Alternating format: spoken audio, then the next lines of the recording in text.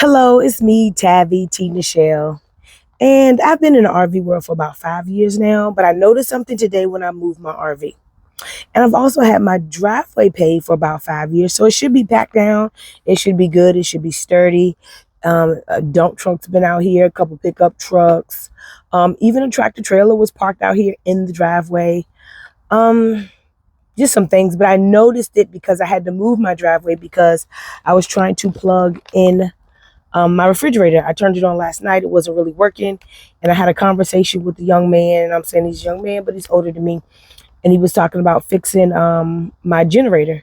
So when I first purchased my RV, it only had 40,000 miles. He was asking me if I had my original refrigerator because when he purchased his RV, he only had 30,000 miles. And he has his original refrigerator. And I have a 1995, and I think he has a 1998. He was telling me just keep it plugged in because it's some gel or something that's in the refrigerator.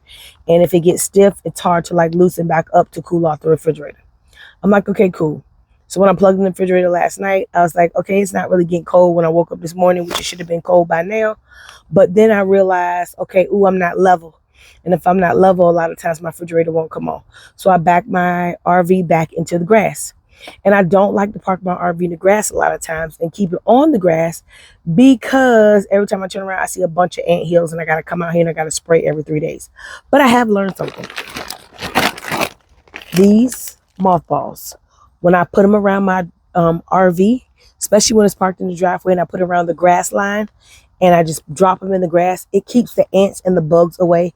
And I don't really have a problem. Now, I don't put the mothballs inside my RV. I just put them around the RV outside on the grass. So these mothballs really work if you have a bug issue or a bug problem.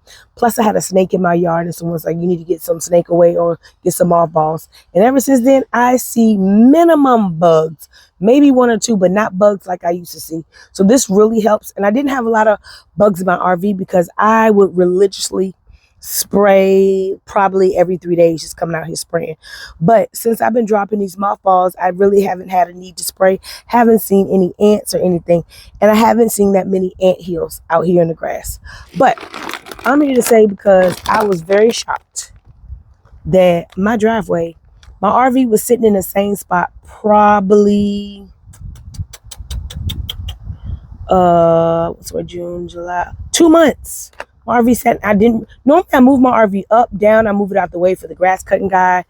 I take it out once a month and I drive around. But the first time, normally I go somewhere every month, so I don't really winterize. But this was the first time that it just did not move for 2 months. And I need you all to see what it did to the driveway. All right, so I don't know if you can see these indentions in my driveway. It's like a shadow right here. Then if you go over here, some more indentions in the driveway. And then if you come up here, this is really a sinkhole. Like the weight of the RV has packed down the driveway. I was like, wow. Oh my goodness. And I'm like, literally, I didn't move. It didn't go anywhere. It just sat there for 2 months. Therefore, I normally like move it around from the grass to the driveway, from the grass to the driveway. I don't like to keep it on the grass a lot because when it gets wet and then the ground gets soft, then the RV may sink and then I may have to get towed out by a tow truck. And ask me how I know? Because I had to drive all the way around my house one time and I got stuck in the grass and the tow truck had to pull me.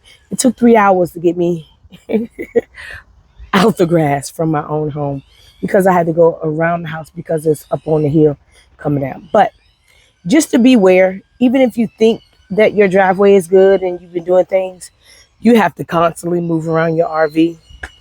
And if not, then now I got these 4 sinkholes where the tires are.